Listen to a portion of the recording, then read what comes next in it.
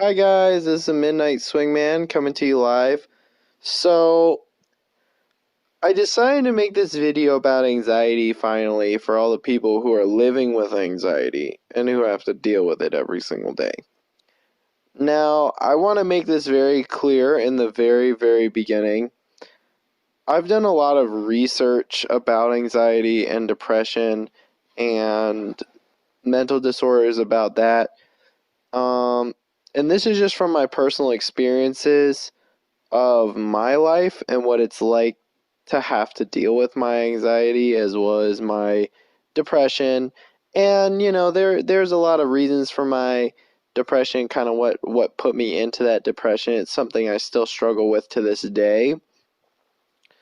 And that's more of a private conversation. If you guys would like to have more of an in-depth conversation with me, you can PM me on my Instagram and we can talk about it. But for me, it's something that I've struggled with for a really long time, and I don't want people to think I'm taking like medication and stuff because I haven't really gotten that.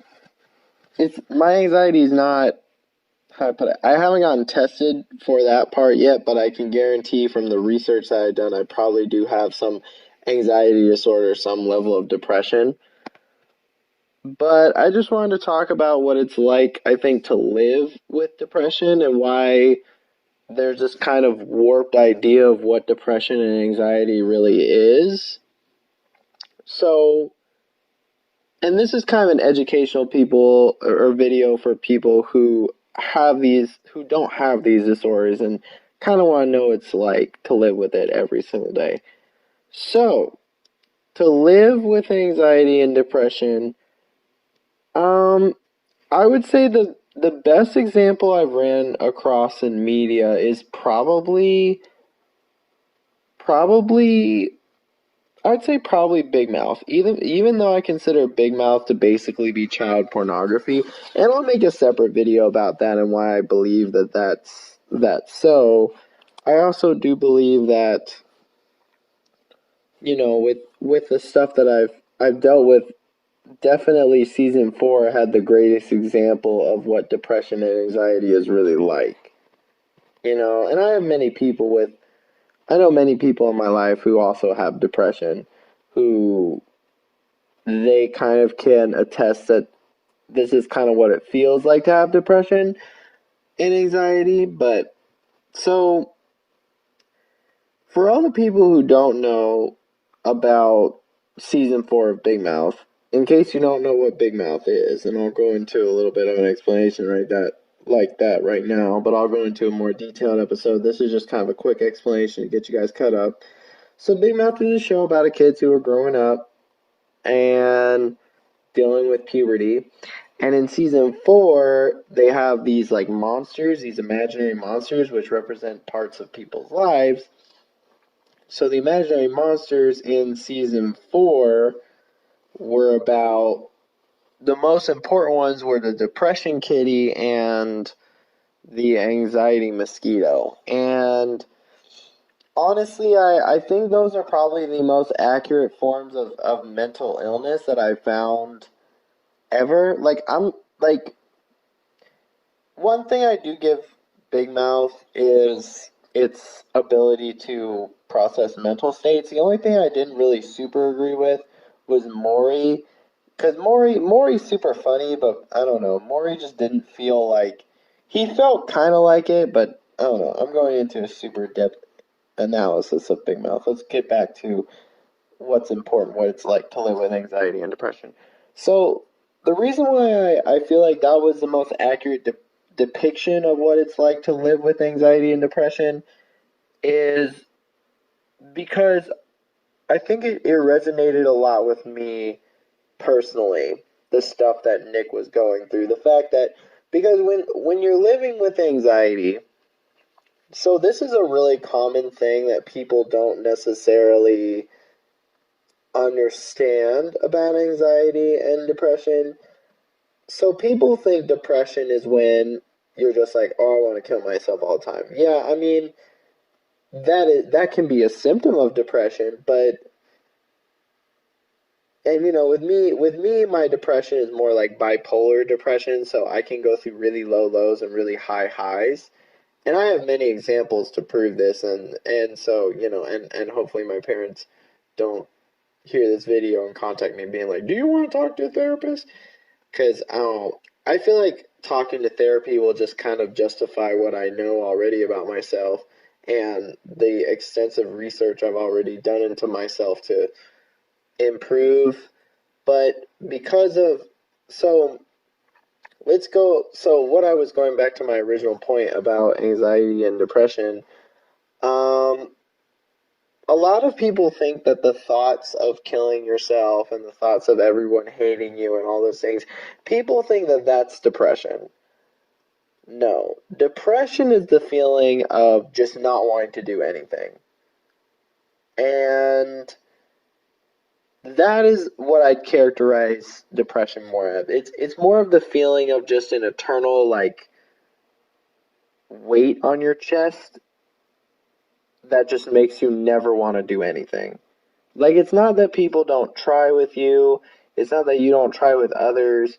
It's just you just feel this eternal like I just want to sleep all the time and lay in my bed because I'm just sad all the time. You're not sad. Don't ever use sad when you're talking about depression because that kind of belittles what it is. Because being sad and having depression are two different things. But um but so yeah, so depression is more of the feeling of just not wanting to do anything. It's a state of just like you're just there. It's that feeling of just never wanting to get out of bed. And it's not like being lazy. It's just a general feeling of just like never wanting to work in life. Just being like just feeling like shit all the time and just wanting to lay in your bed and just like not do anything any of the time. So, the anxiety is actually the thing that most people relate to when they think of people suffering and wanting to kill themselves and all that stuff. That's anxiety. I know from my personal gripes I've had with anxiety, one of the things that I can regretfully say is sometimes I don't mean to do it, but I tend to warp people's opinions of me because of my anxiety. And so sometimes I feel it. I know that's how I am, so I definitely try to not let myself. I try to not let myself get into my intrusive thoughts when it comes to interacting with a person, especially a new person that I want to be friends with. I try to not let those interactions become how I see them. But because of the kind of person I am, sometimes this my psyche, the way my anxiety works is my anxiety will create sometimes an entire story in my head about that person hates me and that they think I'm really obnoxious and that they don't want to talk to me, and this could lead to a lot of things. Like, I know one of the biggest things when I first started like really acknowledging my anxiety is my notion of avoiding people. Like, sometimes for no reason at all, I'll just start avoiding somebody. Like, it could be for literally any reason at all. I could just not want to communicate. I could just like walk away. And I feel like a terrible person admitting that, but that's the truth of a situation is that I've definitely had situations, especially as soon as I got out of from my tough time I had my first year of going to college. That was one of the biggest things I struggled with was this just like if I didn't have to interact with you, I would avoid you. And that was the kind of person I was for a long time. Granted, I've been trying to fix that about myself and been trying to make myself go out, interact with people, go on dates, go talk to girls that I like, all that stuff. And so that's something that I've been trying to work on with myself, but and that's advice I will give to people who are struggling with that in your lives. is go out and try to, like, not force yourself to interact, but go out and do something fun, because inevitably it'll make you feel better. But anyway, and don't shove down your problems, like, talk about your problems like I am now. So, yeah, so I know that that's how kind of my anxiety works, is I will warp someone's opinion of me that they didn't necessarily mean to be warped, because of either a way that they were interacting with me, or a way that they were talking to me, or just the fact of they just treated me not great. And so that is something that I necessarily know I've dealt with for a very long time. And for me as an individual, one of the things I've found about how to combat that is to sit down with myself and explain to myself, before I start thinking all these things, about what they've said in the past and how they've interacted in the past versus how they're acting now.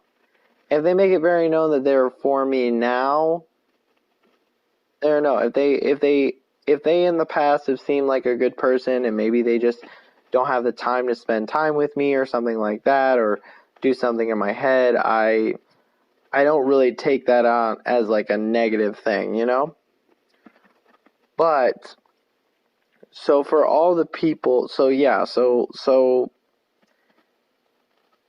anxiety, pretty much, I don't think I really explained anxiety, but that's what it's like for me personally to live with anxiety. But anxiety, in case you all don't plan on watching Big Mouth or are not watching Big Mouth anytime soon, Big Mouth is a better example on what it's like to live with anxiety, outside of my personal example of what it's like to live with anxiety where you warp people's opinion. I would say another example of anxiety is kind of imagine a fishbowl, right? And I know it's going to sound really weird, and a lot of people are probably going to comment in the comments like, what the fuck? But hear me out. It's a fishbowl, right? You put the fish in the fishbowl, and you are the fish, right? So imagine that, you're chilling in your tank, and a little girl, boy, whatever, comes up to your tank and starts knocking on the glass. And it's not heavy knocking, and it's not going to hurt you, but they're still knocking. They're knocking and knocking and knocking and knocking. And the knocking just gets louder and louder and louder, and it's just like that knocking is just like continuous. And it slowly makes you start to freak out and then get really depressed. And you just stop not wanting to like swim or eat or anything like that, because you just have that little knocking at the back of your head, like that perpetual of your world is going to fall apart. And I get a lot of people will play this up as like, oh, it's being sensitive.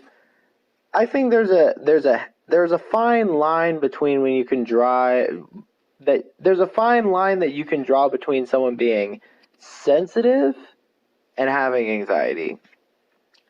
Being sensitive is fucking you tell them that they're not very good at their job and they bust out into tears, or they'll just like randomly start crying for no reason. That's being sensitive. And I get like, you're allowed to cry. I'm not discouraging sensitive people, but I'm making it known to the audience that being sensitive and having anxiety are two completely different things. Anxiety kind of feels like that feeling of everyone's going to come after you all the time for no reason. Like I said about the fishbowl, no one is coming after you, but it always feels like someone is. And so with me as a person, that's always been something I've struggled with for a very long time. And that's gotten in the way of like a lot of personal relationships I've had with people in the past, and even now it still gets in the way sometimes of like personal relationships I have with others. And so it's created a lot of problems over the years of just like me just just not feeling like shit. Like for example, I like to put on my Snapchat sometimes, and if you guys aren't following me on Snapchat, you should follow me on Snapchat. Link is in my Instagram bio. Obviously, I'm gonna link it in the description below. But so like I was saying, yeah, I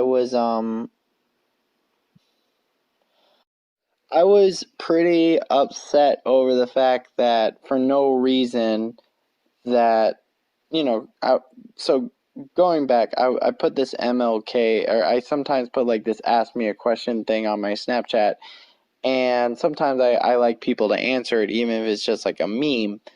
And so I left it on there, and every time I put one on there, no one ever answers it. And that caused kind of my anxiety for some reason. It was really dumb, and I sat myself down and said it was dumb.